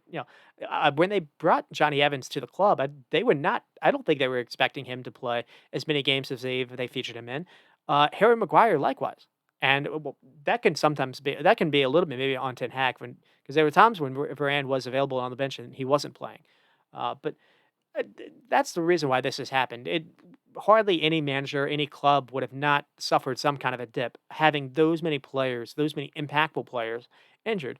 Now, the thing that you can say is look at some of the ages of those players. Look at the profiles. Like Casemiro and Ericsson. Luke Shaw has been injured. Luke Shaw was known to just have tons of injuries, and then he was able to stay healthy for 2 years. But he's never always been 100% fit. With Lindelof either or Varane. Varane, is old as well. And so, and you bought Hoyland knowing that he was hurt. So there, there's something that the club also did. Another thing too is I don't necessarily need to do my Bruno rant because I feel like he sometimes he hurts them more than he helps them because he doesn't really understand positional play. But I just think in this game, I don't think you can play Bruno and McTominay at the same time. I'm gonna just move it to that. So you'll pick one essentially. Bruno's obviously a better player, but I don't think they would get the result they did versus Liverpool if Bruno had been able to play. frankly. And another thing too is I, I think because of the way that Bruno has elevated his stature in the club, they've even made him captain. Someone like a Donny Van de Beek never got a shot to play as a 10, and I just feel like because he plays basically the same position as Fernandez, and I think that looking back, that's maybe a mistake that Man United didn't explore more, to be honest. Uh, but they didn't, and Donny Van de Beek wasn't able to play deeper, wasn't able to learn a different position, and I guess never really had the fitness. But I just yeah, what he did, I saw what he did versus Real Madrid in Ajax in that Ajax team. That wasn't just he wasn't just lucky that game. So I've always assumed I've always thought he was going to be have a different career than what he's had. But he wasn't able to. It didn't work with Man United, and Ten Hag was his former coach and didn't really give him a shot either. But that just goes to recruitment, and recruitment has been not great. Onana replacing De Gea has taken time to adjust, and the reason why you did that is because De Gea wasn't great with his feet. So you brought in Onana. Onana's great with his feet, but you don't have a team that's good with your feet. And the best players that are, Luke Shaw, Lisandro Martinez, etc., have been hurt. And so yeah, so there's some of that. The Sancho saga I don't think has reflected well, letting Alanga go. But it isn't just that. There hasn't been a hint of like a long term vision at the club. And so what I mean by that is Amrabat has been brought in for a loan. Casemiro is old. Varane was old. You knew what you were going to get. Ericsson old, over 30. Johnny Evans. And before that, they were just trying to get the best out of the legs of Cavani, who was aging, and Ronaldo. This has just been like, how can we keep this like short term thing going, as opposed to a long term vision? I think the only they had a vision with Mason Greenwood to I think eventually kind of be the lead striker, and because of what happened, that ended up kind of backfiring on them, uh, because he I don't necessarily go need to go into details, but they had to cut ties with him for a reason, even though he's still technically a player on their club. But some things came out with him, but they don't. And you watch them play, and it doesn't really feel like they don't really have basically an idea of what they want to do. They brought in Onana to play expansive football with the keeper, and it's just a backline and midfield that aren't really capable of doing that, capable of receiving the ball under pressure. But that said, they do have new investment from Ineos, so maybe we'll see some operations change. They've been linked to Newcastle or Brighton's, formerly Brighton, Dan Ashworth, for a technical director. So does that change the kind of profile that they go to? They target someone that is already established, someone that everyone already knows, like the name of the back of the jersey, and so good for jersey sales, and it's good for excitement. Hey, we've got an already medi-rate player. Are they going to target profiles instead? Uh, are they going to? I see Anos, and I know that they're the owners of Nice, or I guess majority owners of Nice. Do they look at someone like Tadibo, who I mentioned last week? So that'll be interesting to see as well. And then the team that is really deserving, because the team that I think is in sixth is West Ham. And let's see how we're doing for time. That's not terrible. And I think I teed it off last week. It's one of the more remarkable stories of the season. I think not just because they lose Declan Rice. They had the season that they had last year, where they somehow find themselves winning the conference league final, uh, beating a pretty good Fiorentina team. Uh, Basically winning a cup, winning a European trophy, regardless of what the status is. It's given those fans, they've made some pretty nice songs about that.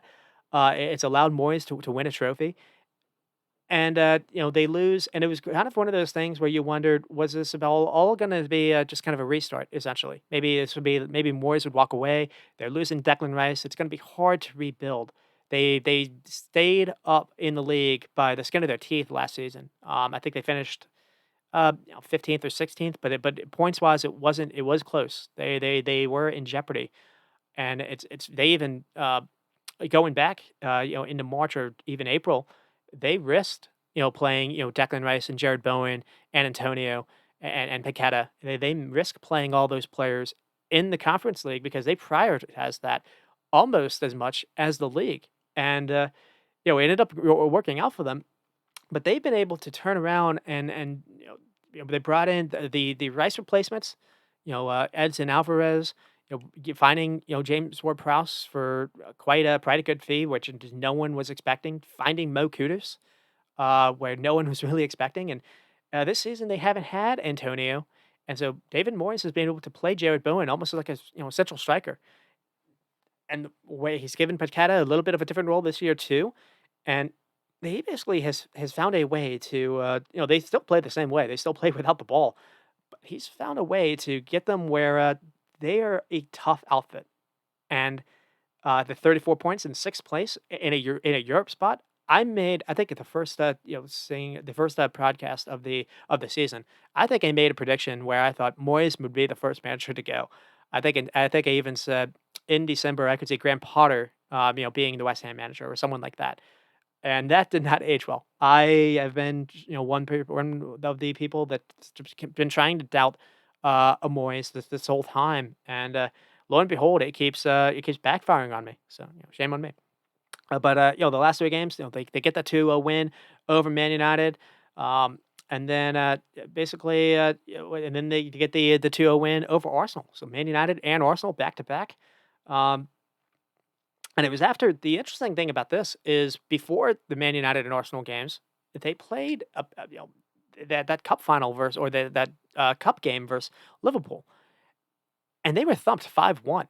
And I went on Talk, or I looked at Talk Sport and what a couple of the fans' reactions were to that game, and they were distraught. They were absolutely melting down left and right. They're like, "Who cares if we're going to finish 12th in the league? I want to take this cup competition seriously. I wanted to go to Wembley. That would be amazing to go to Wembley with my dad." Is what one of the people said, and I kind of assumed, well, yeah, I guess would losing like that because it was on the back of they were thumped, I think 5-0 by Fulham as well. Was this going to actually affect them a little bit? And they've just turned around and beat Man United and Arsenal just back to back. And the way they beat Arsenal, it wasn't necessarily the prettiest way to do it, but they did it without Paqueta. That's another thing too. Paqueta was only able to go like 20 minutes, and he didn't look fit. And so when you lose him, I was just like, there's just no way. There's no way West Ham are going to be able to survive because he's the guy that just like orchestrates everything. He's responsible for the first goal. He has a great ball to I think Jared Bowen making that first run, um, and so that was a shock. But also the thing that versus Arsenal that's really funny is Declan Rice has had a couple of times now to play West Ham, hasn't been able to beat his old side, and the player that they replaced him with has been immense in these Arsenal games, in Edson Alvarez, and he was really good in this game as well. Um, and then the only I guess like negative was they turned around and then drew Brighton 0-0, but no Paqueta and no Kudus. They don't have Kudus now because of African Cup of Nations, and this could be a moment where maybe they do dip a little bit. I think they did finish 1-1 in the FA Cup, so they'll have to do a replay as well. So not having Paqueta and not having Kudus, the replacements under them aren't aren't the same. So West Ham don't really have the depth. That's not a Moyes though. Uh, but goal scored 33, they're ninth, and then conceded 30 goals. I think I have them for second. Yeah, they're not in second. So 30 goals are probably because Liverpool are like 16. Uh, I would probably assume eighth or so for 30 goals. I'm sure I'll be able to find someone else that's close to that. Um, Bowen, the top scorer with 11. That is another thing too. Someone showed me or asked me who do you think the top five scorers in the league were, and I struggled even though I do like this podcast like every week. I wouldn't have gotten Bowen. I knew Solanke was one. Son is up there as well. It's like Holland and Salah. And I was just like, "Whoa, Bowen with a double-digit goals at this point in the season." That is going under the radar in my opinion. I mean, so is Solanke, but Bowen definitely because Bowen is scoring in different ways. It's not just because he's playing in the middle, but sometimes he's going out wide. He's being clever. He's showing himself. This has been his best season in quite some time, in my opinion. And he's getting a little bit more service this season as well. And teams can't just zero on him. I think that's another reason too, because you've got someone like Kudus, you got Paqueta that's really good at finding those runs as well. And then I think Suchek has 5 goals. Ward Prowse also has 5 assists, and Paqueta has 5 assists. I think all of Ward Prowse's assists are from corner kicks, but West Ham were the best team last season on set pieces, and you got basically the best set piece taker to to come to your club, the best corner kick delivery, arguably, and that's been a pretty good pickup as well. And so the thing I put down is this probably is the biggest surprise of the season. Spurs and Aston Villa are contenders, obviously. I figured Villa was going to be a good team, not necessarily second in the league. I figured they would at least be competitive. Spurs were very similar, to be honest, not just because it was hard to really see where this was coming, but they had to replace a key player from them last season, Harry Kane. And basically, West Ham lost someone that really was the Harry Kane of their team. Not obviously not in goal scoring wise, but just in everything that they were doing. They're just the focal point. The most important player on their team was Declan Rice, and obviously with Spurs it was Harry Kane. And I guess with Spurs they lost 30 goals. It wasn't just losing Harry Kane. They lost someone that was a freak last season. If it wasn't for Holland, people had Harry Kane's season last year as an all timer arguably, because that wasn't. I didn't feel like that was the best Spurs team, and the fact that he was still able to carry that team to 30 goals was unreal. They didn't really have the best team as far as I think they finished like outside a Europe spot, so some eighth or ninth, something like that. Um, but they're very very similar. But I do think because of how poor they were last season, and losing Rice, they didn't really bring in anyone for striker. They haven't had Antonio this entire season essentially, and it's just like where did I just really wasn't expecting this. Now, if they finish like 12th, 13th, because maybe the losses of Kudus, if something happens to Bowen, this could definitely crater on them. But I don't necessarily need to need to go negative now. Spurs are definitely worthy of that kind of. There's really no wrong answer to who's the most surprised team. I don't know. Aston Villa are definitely a good answer as well. I'll say maybe Liverpool. How many people had Liverpool to be where they are at this point in the season? So, anyways, I just kind of want to give West Ham a little bit of love for that, and some Moyes some flack. I mean, Moyes some love because again he's gotten some flack. He's gotten some flack from me.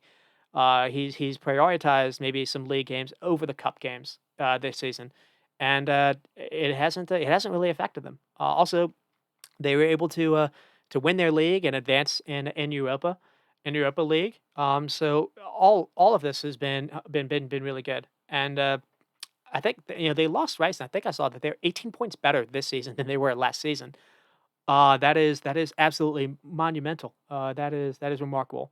Um, and just the only negative is they don't have depth, really, really at all, which we've seen. So uh, if they try to do maybe a deep dive in Europa, does that start to affect their league form? Another thing too is they might have a real shot at Europa because his style, it works for tournament football. Um, but yeah, anything happening to a Kudus, Bowen, Paqueta, and Alvarez, or even a Ward Prowse, this could really crater. But anyways, that is West Ham, and then let's see how we're doing for time. This will be a fun team to talk about, which is Newcastle. I kind of spoke about a little of them last week. Let's see. I can't really see. That's not too bad. Um, Newcastle have not enjoyed their December, to say the least. So they lost to Luton Town 1-0. This was on the back of losing kind of a heartbreaking game versus Chelsea in the Caribou Cup, where they were leading pretty much that entire game, even though Chelsea had just completely peppered them with shots. Uh, Newcastle, I think, had just had one shot in that entire game, but they had the goal. I think the goal even came from an error from like a Batishile. But anyways, uh, it was like the 94th minute. Chelsea just sent the ball into the box, and Trippier screwed up on how to. He didn't know what to do. He like tried to head it to the keeper, but he was like in between thoughts and had a poor header. And Mudryk was able to just basically latch onto that and was able to finish 1-1. It went to PKs, and then Trippier missed the PK, and basically Chelsea were able to advance in PKs because of that. And then they turn around and lose to Luton Town. with thanks to a Townsend goal, and you were starting to see how lucky they have become. Um, I mean, Liverpool lost or Liverpool drew Luton Town too, but they had 30 shots in that game, where Kaminsky had to make like 9 saves. There were just 15 shots and 2 on target for Newcastle here. And then they turned around and lost to Nottingham Forest, 3-1, with Ishak getting the first goal. And then just Chris Wood decided to just do a hat trick on his former team. Um, the kind of uh, theme I had here was Dan Burn was back into the lineup, and man, did he show. They had a game where Livermento was fit and just on the bench, and Chris Wood, Gibbs White, Elanga just treated Dan Burn like, I think I put down tiger meat, but they just not they didn't respect him, and a lot of the goals just came from that side. Also, it's a few games now without Pope, and then you have the Liverpool game again. I kind of went at Dan Burn last week. Uh, a main thing with him was he was laying off Salah, and so what that means is Salah had when he was getting the ball in some dangerous areas, Salah had time to actually look up and see what his options were, as opposed to like getting tight on him. But he was afraid to get tight on him because Salah has the opportunity to go past him essentially. So he hurts you in many ways. But the midfield in this game looked gas. Bruno isn't really a six holding player, and sometimes he's getting caught. Maybe he's trying to when he's trying to press, maybe he'll leave that space to win the ball back. Maybe he just doesn't have like that kind of a consistent idea to just kind of hold essentially. And I do think I mentioned it last week. I think the idea was basically interchange him and Tonali this season, and it just hasn't really worked. They've been forced to play like that 17-year-old or 18-year-old and Lewis Miley. As good as he's been, they're having to play him every single game, and that's too much on the legs too, and so we'll get to it. The injuries has decimated them as well. So goal scored, they're in 39th with fifth. They're fifth for 39 goals. Conceded though, the 20. Okay, there we go. 29 goals and they're in eighth place. So West Ham are probably ninth or 10th with 30. Top goal scorer though is Ishak on 9, Wilson on 7, and then Anthony Gordon on 6. One of the positives has been Anthony Gordon, and then Bruno Guimaraes is a special player. And then there is that but there. I don't think he the reason why you play him in the middle is because he's able to see the field better and he can basically spread the ball out a little bit. And he helps you when it comes to passing the ball from the back. He can always be an option. Uh, but he's also he's basically an attacking. He can be anything. He's a five-tool player. He can be like an attacking 8. He can be a 10 kind of player, and he basically unlocks things when Newcastle kind of starved, struggling a little bit in the back. But what that means, he's leaving that space to be defensive too. So there's just it's not the best way to kind of play him, and I think they have a Sean Longstaff. They brought in Tonali to kind of interchange a little bit, and I just think losing Tonali really did hurt them. Uh, Ishak has been positive, and it looks like he is going to have a chance to maybe get to double digits if he can stay healthy. Or sometimes he interchanges with Callum Wilson, but if he can get to 15, 16, 17 goals, that's a good season for him. And then Anthony Gordon has been a revelation a little bit for them. I think he's earned to this point. I think he's learned at least, if nothing else, a call up for Gareth Southgate this year is for England. Maybe even start. To be honest, he's been quite good for them. Uh, and then just everything starts with the injuries. So and some are out of Howell's control. But I've argued somewhat. Uh, some of it was again because he had a chance to manage player minutes differently than he did, and I don't think he did the best. Miggy Almiron had a purple patch last season. It looks like that's ended, and he's struggling a little bit again. And because of all the good stuff that Anthony Gordon is doing on one side, they aren't able to get the same thing on the other, and I think that's hurting them too.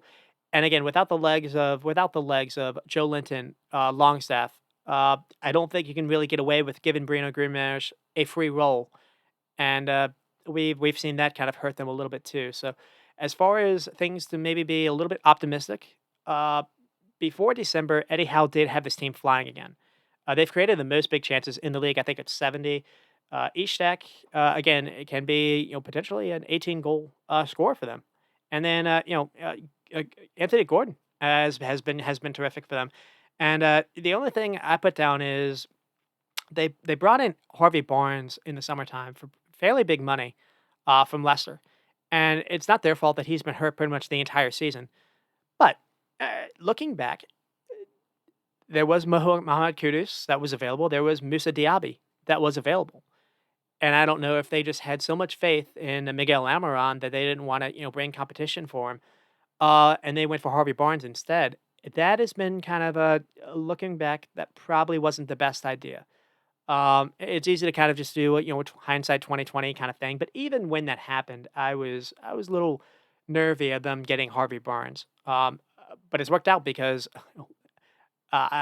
you when you saw that happen, and you were like, oh, maybe they don't believe in Anthony Gordon. And basically, by signing that, Harvey, it's really picked up his game. So uh, I just think that's where that's maybe some place you could look at them a little bit for criticism. They've been without Sven Botman the entire season, essentially. I mean, the back line hasn't been the way it's supposed to be. But the reason why I think some reasons that I think they can be grateful that this can get worse is I don't need to harp on Dan Burn like again, but they have a Livermento, they have Lewis Hall now. They can try to do things differently. They don't have to.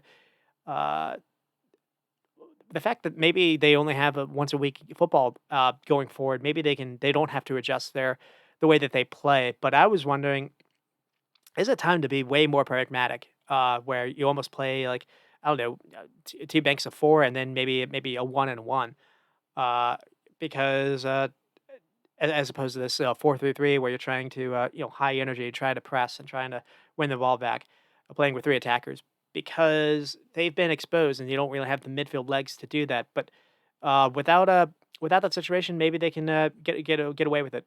The other thing I mentioned it last week is, do they have funds to go out and buy a midfielder this season? Because the attack, I think is fine. Other than like, you're not getting a lot out of Miguel Almiron, unfortunately. When someone like Joe Willock is hurt as well. So it really is just kind of Almiron, and maybe Trippier's has been overplayed. But the red side is struggling. So do you try to go to get someone that can maybe help you for goals on the right side, maybe kind of bench Almiron, or do you look at try to re-energize that midfield a little bit with I mentioned Conor Gallagher last week.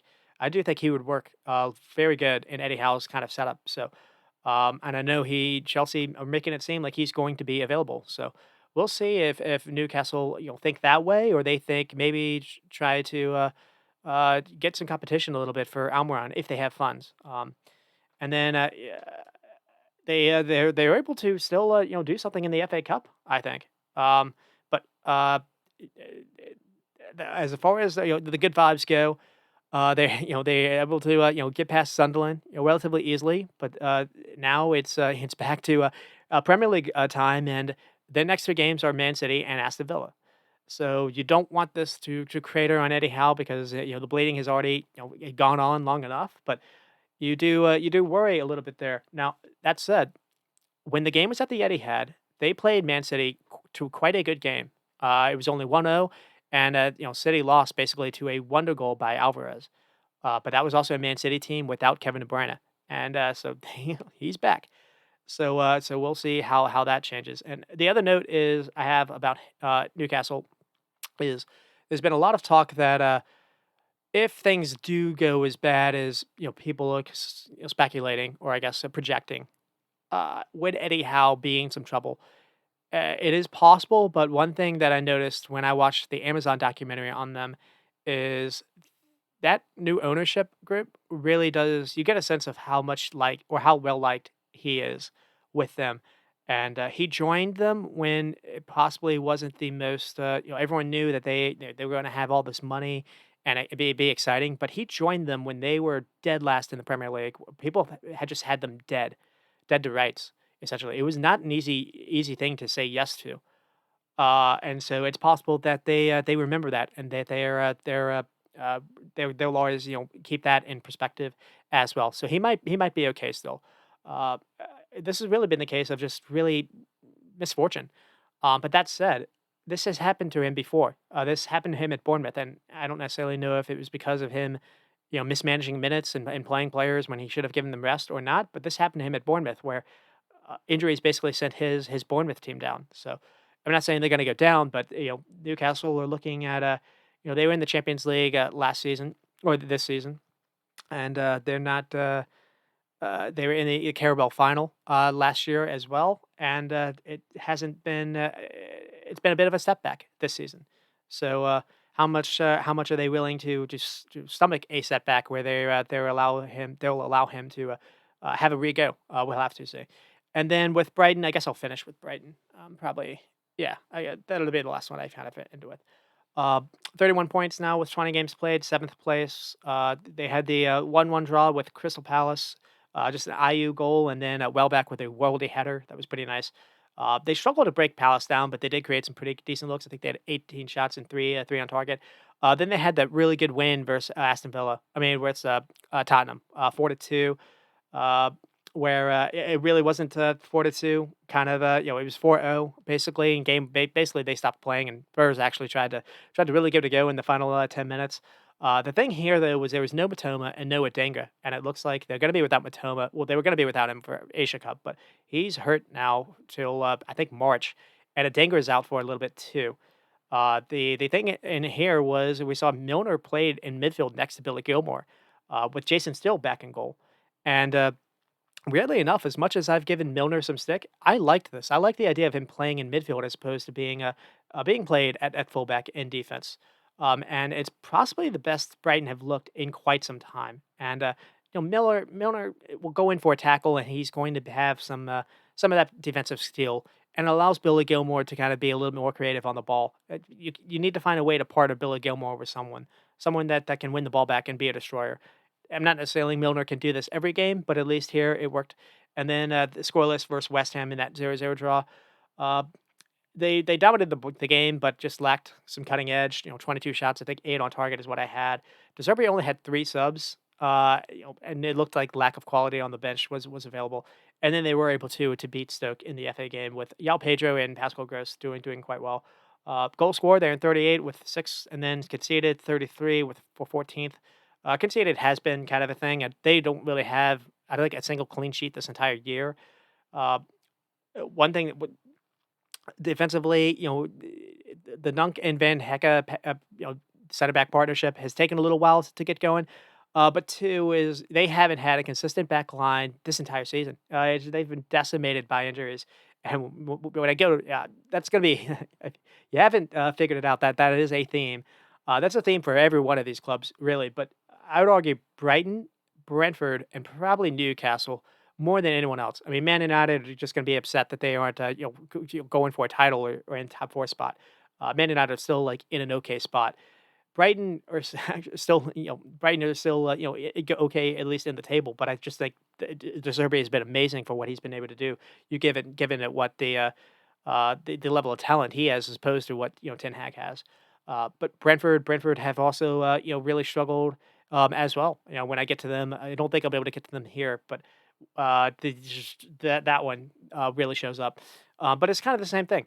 They've been decimated at fullback, and I mean, they also losing this.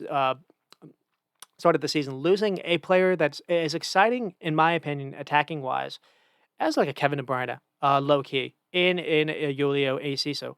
Now, that I'm not going to say he's like the same player, but at least last season he showed he's got similar qualities, and he was exciting. I think he was responsible for like 4 goals versus Wolves, and then they lost him to like a knee injury, like the very next day.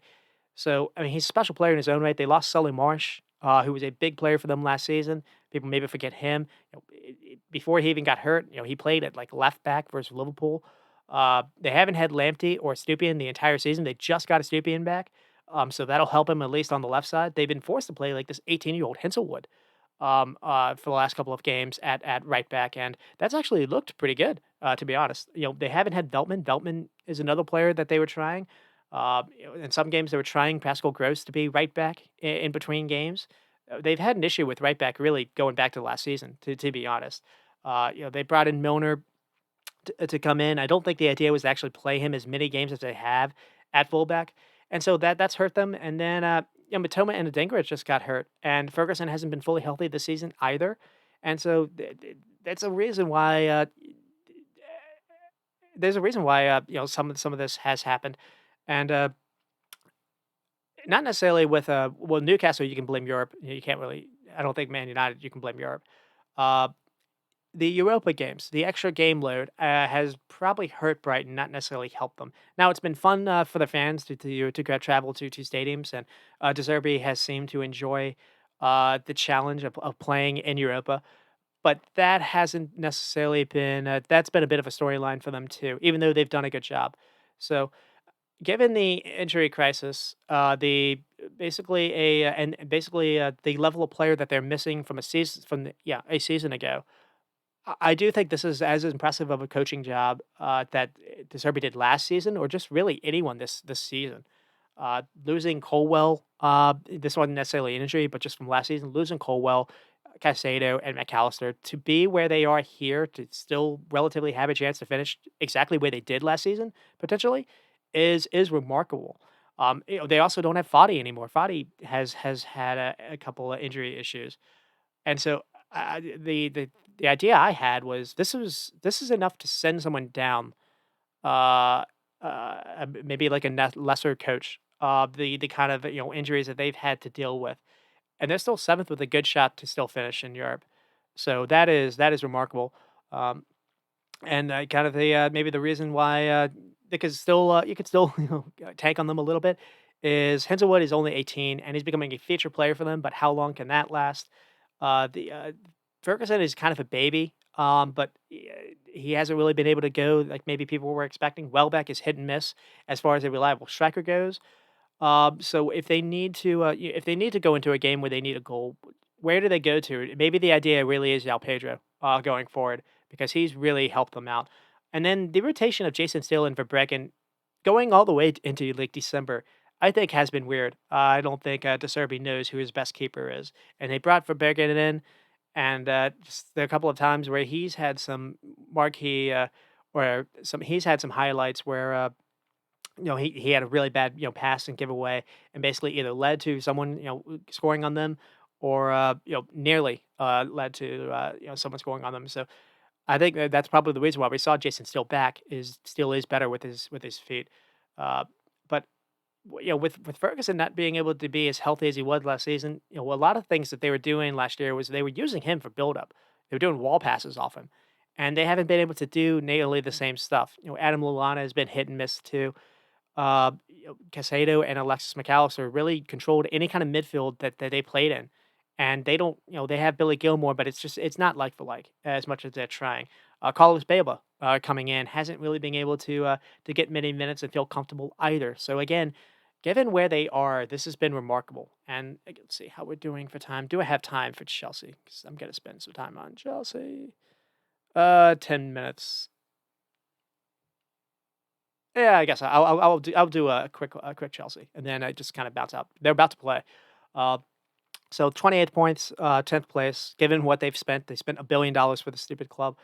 That is not ideal. But they've also had some injury issues as well, and I don't really know if how much of this is on Pochettino, which I'll probably get into a theme about. Lost 2-1 to Wolves, but at least Nkunku scored. Uh, he had debuted and scored. It was 2-0, and then at least made it 2-1. They beat Crystal Palace 2-1. Needed a late PK by Madueke.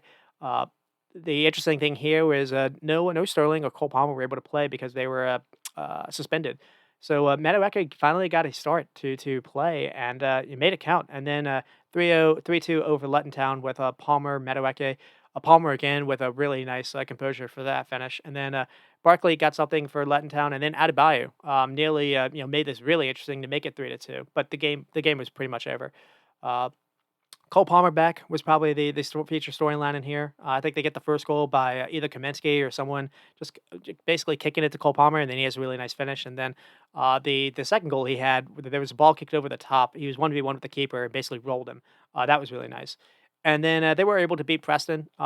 One thing I didn't say is Pochettino did try something different. He played Marlon Gostu on the left and played Alfie Gilchrist, a young fullback on the right. And they were poor, but I don't necessarily think it was because of the fullbacks issues. I know Chelsea fans have been wanting to see more youth kind of played. kind of featured in. So at least I saw here. It was also really the case of how much Nkuku improves their attack, and Broja is quite poor with the ball, and maybe he hasn't recovered the pace that he lost. He had two back to back pretty bad knee injuries, but he's still a threat in the air. And basically, they scored with a cross into the air. Uh, so for goals scored, they're in 34th, third for most big chances created. So that's when you can look at and be like, maybe a different striker, maybe if someone other than Nicholas Jackson, maybe Chelsea would be in a better spot than they are. And that really is kind of the main storyline going into them. It's not just losing Cuckoo from pretty much all the way till like now.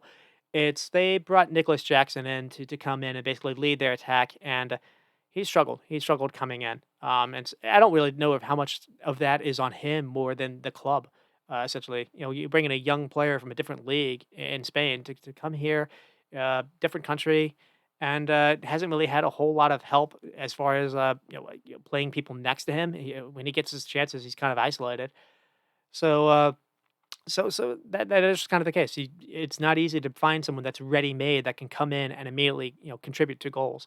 Liverpool have that issue with Darwin Nunes. So top scorer Cole Palmer with 8 goals, and Palmer only joined them I think in late September. So and then Jackson on 7 and Sterling on 6. Sterling starting to heat up a little bit for them, so that's good for them. Uh, I guess like some of the positives is the dominant side in most of the games they play. So that's always something that they can think about, and I do think they have a chance to not only make the Caribou final, like they possibly have a chance to win a trophy after all this. After all this, so I'm assuming they probably are able to get through, get past the uh, Middlesbrough, but we'll have to see what Michael Carrick has waiting for them, and then if it is a Chelsea and Liverpool final again. Liverpool had that is the team that Liverpool had to beat, in 2002, and Liverpool weren't able to score in any of those games. Now that was a Tuchel's Chelsea, but that'll probably Chelsea fans will probably remember that too. And they played the first game of the season this year, and it was I think it was a 1-1 kind of game. And I think even before that, for the last few games, it really has just been scoreless, or it's been draws. It's been nothing but draws for like going like five or 6 games in a row. So that would be an interesting, I guess, Carabao final. We'll have to see if Liverpool can get to Fulham with all the injuries that they have. Fulham are a pretty good outfit at the moment, as well. That's not going to be easy to do. Um, and then, I guess one thing is like the things to highlight is do they sell Conor Gallagher or not? The reasons why I mentioned last week. One thing I was wondering is maybe instead of a striker, because it seems like they're going to try to sell him to get some funds to go buy a striker.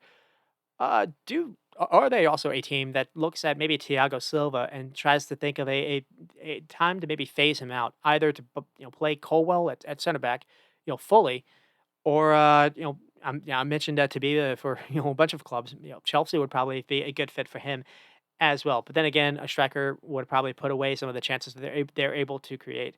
Um, but I think a lot of teams are falling into this. So he's been playing Clive Colwell at basically at fullback in some of these games, and he's not the Chelsea are not the only team that have kind of like fallen into this trap. Pep's been doing this for a long time, where the idea has been playing converting center backs to play basically fullback, and it's led to I think what this does is it's to be basically more secure in transition. So you're not really they're not attack minded. They're not going to bomb forward and try to be attack minded players. Maybe they'll get a cross off here and there, but it'll be from a safer position.